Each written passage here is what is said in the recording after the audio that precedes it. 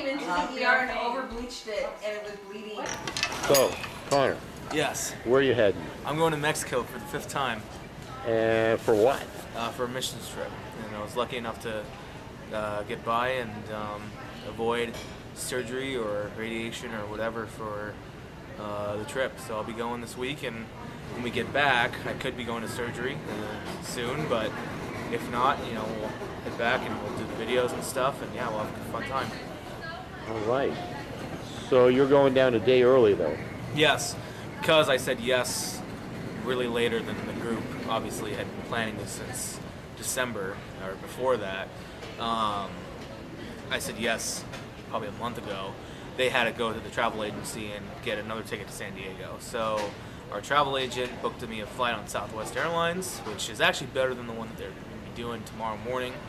Mom and Paige are going to be going on this trip for the first time, so that's pretty exciting. But they're going to be flying Spirit Airlines, which is, I don't think it's that great. I wasn't very impressed with it last year. But I'm flying Southwest, and so I'll have 2 bags that fly free and do all that jazz. But I'll be getting into San Diego tonight around midnight. But we're staying at a ex-student's apartment of Mark's, so we'll stay the night, and then by the time we wake up, they're going to be landing in San Diego, and then we'll meet them at the airport and drive to the border like we usually do.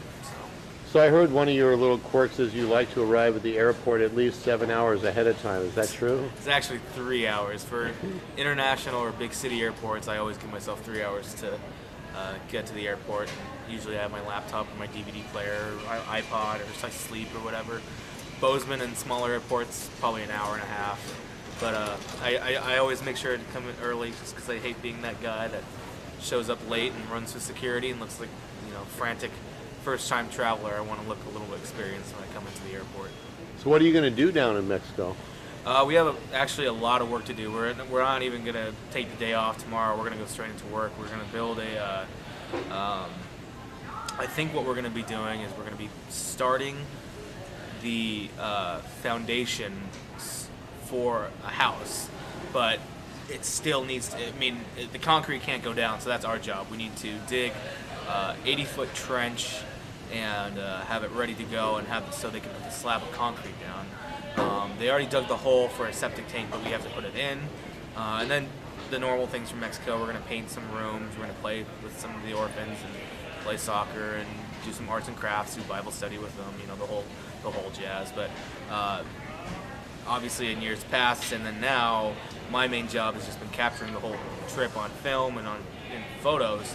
So when I come back, that's kind of my mission trip when I come back is I'm sitting at my desk doing all the editing and the putting it together so that we can show the church body, we can show people on the internet or whoever, all the people who gave money for our trip, what exactly your money went to, so it doesn't look like we're just goofing off and just playing with a bunch of orphans. We're actually putting that money towards building houses, building one of the projects is going to be re-roofing a house already there. They have everything ready for us. We just need to do the work. But yeah, that's always been my job, is capturing all those things on film, getting the family's reaction when they do get a new roof or a new house or whatever, so people can see that their money and their prayers and support is going towards a real cause, and there's physical evidence of what we're doing down there. So that's what I've been done in years past and what I plan to do this time. So did you bring your cameras with you? Yes, I do. So I brought, before, sometimes I'd bring an SLR camera for still photos. What's great though is that one of our students already has one of those, so I don't have to take care of 2 cameras, I just have to take care of one. We have my Panasonic that I've loved for the past 3 years I've had it. It's been just doing wonders for me for football, athletics, and Mexico trips and mission trips. Got my glide cam in here. We actually have a wireless microphone, lav microphone, boom mic. We have a sync sound, or a digital sound recorder, so we're going to sync the sound with it. We have that. We have a professional tripod downstairs that just got checked in. P2 cards, batteries, all that fun jazz. And it's going to be a real production down there, not like in years past where we kind of just run and gun. This one's going to be, we planned some shots. We planned kind of what we want the look and feel of it to be. But things change obviously, and it is kind of like shooting a documentary where you have a script, you have an idea, but things can change, like that if we're in country, and you have to be ready for that. we have been in the years past. So. Are you able to apply what you learned from school? Yes, very much. Actually, very, very much. And you can definitely tell if you look at my stuff from, my sophomore year when I left, and then my junior year in high school. I got that nice camera, but I still didn't really know what I was doing entirely.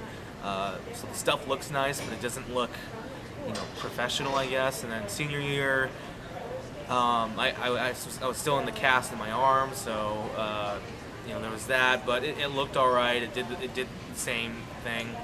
But last year and this year is the first time when I've really, because I had college under my belt, and I've had a couple, almost 3.5 years of film school under my belt, that I can really take what I've learned and really put it to use in these videos. From basic stuff to knowing when the best time is to shoot, and the sunlight and where it's hitting exactly, and even to skin tones. Obviously, we have a lot of Caucasian kids going, and the color of their skin is different, radically different than the color of the orphan's skin. And so you as a filmmaker and a cinematographer have to know that if you film correctly, light correctly the skin of the orphans and Hispanic people down there, it's going to be overexposed for some of your kids that are on the trip that you're traveling with. So just little things like that I would have never thought about in high school, but after definitely being grinded into film school for 3 years, I think I know what I'm doing at this point. So your dad's money hasn't been wasted. No, no, it's not. It definitely is not. I've put a lot of work into the camera and a lot of work into film school and putting that stuff out. I mean, I'm not directing anything. I'm not, it doesn't say a Connor Firstman production, but you can definitely see that working though is going to help me when I am on my own. And we are in a place where, there's one student that really wants to get into video stuff, and that's great, but there's nobody else on this trip that I can really look up to and ask them questions. I'm the one that's going to have to be kind of teaching them a little bit. And so and I think this is the best time. It's like when you're learning the language of Spanish. You learn more in 3.5 days that you're in Mexico about Spanish than you do in 3.5 years of taking the class. And that's kind of why I like this trip with filming, is because you learn a lot more about you as a filmmaker and you as a cinematographer, an editor, or whatever, in the 4 or 5 days that you're on this trip than you might in 4 or 5 hour lectures, because nobody's down there to help you. You're kind of on your own. You're kind of experimenting while you're going. And then the other thing too is that everything can change like that, and you're not. It's not like a class where it's all scheduled out, and so you have to be prepared for all that stuff. Well, hopefully you'll be able to show this to some of the teachers in Montana State. Yeah, we'll see. We'll see what I can do with the footage, and kind of see if I can put a project together to make up for time lost. But we'll see what they want to say about that. Yeah. Well, awesome. One of the things that I really like about your filmmaking techniques is that you really tell a story in a short amount of time. It's not just like seeing people and pictures. There's a story behind it, and then you link that and marry that with music that really gets your emotions to a place where you're trying to get the person with what you're shooting video-wise. It's a little bit of cheating, because definitely in film school they teach you that you shouldn't rely on music to get emotions. But I mean, if you look at the audience that we're serving here, if you look at the people that we're trying to, or who we're going to show these videos to, and who we're going to ask for money next year, or who we're ask for donations next year, or whatever, and years later, it's going to be those people that you just want to see the highlights of the trip, and they want to see the music that gets them, and that's our job. And actually, what's nice about having the lav mic is this year we're going to try to get some interviews done. So we're actually going to take some of the kids from the during a lunchtime or whatever, while they have a little bit of a break. We're going to sit them down while they're in the country, so while they're still feeling, they're hearing the sound, they're smelling the smell, and they're in that element. We can ask them, those questions while we're down there about how they're feeling about the trip, and hopefully we can kind of do like a little bit of a documentary music video sort of thing, where you get their side of the story, you get the highlights of the trip, you get the music, and it's all this one big combination of it all, and it tells their story from it. So there's a rumor running around that your mother and your sister are going to be down there too. Is that true? Well, the rumors are true. Yeah, we have confirmed yesterday with their travel agents that Marianne and Paige Firstman are going on this trip, and they're the first of non-Connor Firstmans to go on this trip. So far, it's only been me, and I think Seth regrets it. But Paige and Mom will go on this trip.